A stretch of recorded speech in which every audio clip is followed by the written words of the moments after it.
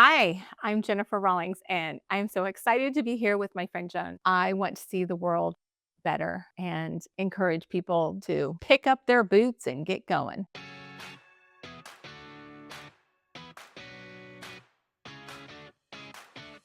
I started off as a stand-up comic. I never in a million years thought that I would go to war zones to entertain the troops. 20 years, 70 countries, 350 shows for the military. Oh, and I'm a mother of 5. Going to war zones was never a plan, but the world changed. Bombs started dropping in Iraq and Afghanistan, and I got a phone call, hey, how would you like to go to a war zone for no money and entertain the troops? And I was like, wow, that sounds amazing. What really shifted was when I saw what really happens in the world. That changed who I was. After I'd gone to war zones for many, many years at this point, I was at home. As I was reading the paper, there was an article about a woman in Darfur. The war there had been going on for decades. She told the reporter, if the fighting would stop, I could feed my child and he wouldn't be starving. And it was at that moment that I realized I knew a lot about what's going to happen when the war ends. The war continues to destroy lives long after it is over. And so I started crying reading this. And of course, my daughter, when she sees me crying, she goes, what are you crying about, Mom? I was like, oh, I'm just so sad what goes on in the world and how people suffer. And she's like, well, what are you going to do about it?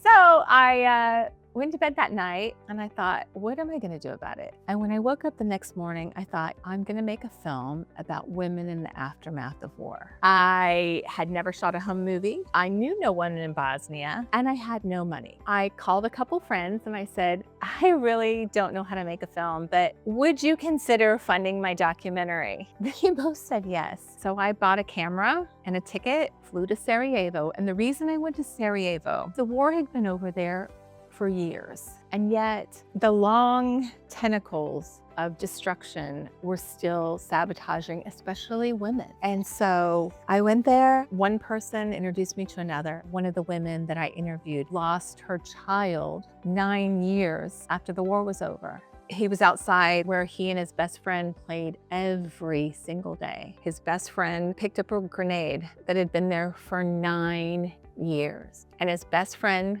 died immediately, and her son bled to death. And when I asked that mother if she had any anger, she said, I have no space in my heart for anger, only love and loss of a child. And if there's anyone in this world who can stop these things from happening, please help.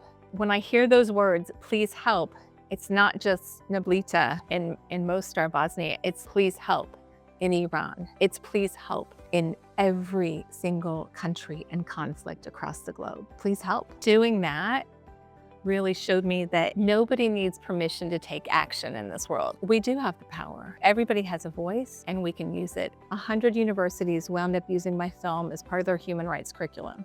When it's time to say something, say it and don't wait for somebody else to do it. Women are always afraid to lift their hands and say, pick me. And that is absolutely what we need to be doing right now. We need to say, pick me, listen to me, let's make a change. Now I have a special called I Only Smoke in War Zones. And again, it's kind of like an urgency to share a story about my experiences being a mom in a war zone. And what does that look like? In a world divided, laughter is a bridge. If you can get somebody to laugh, you can get them to listen. I started off as a stand-up, but now I use humor as a way to talk about other things. That was really the mental goldmine for me, that I recognized being a comedian doesn't have to be set up and punchline. It can be telling a story, taking a journey, and living a life of change with people. We've forgotten that people are the power. We have to get up and we have to say, I want a better world. I better do something.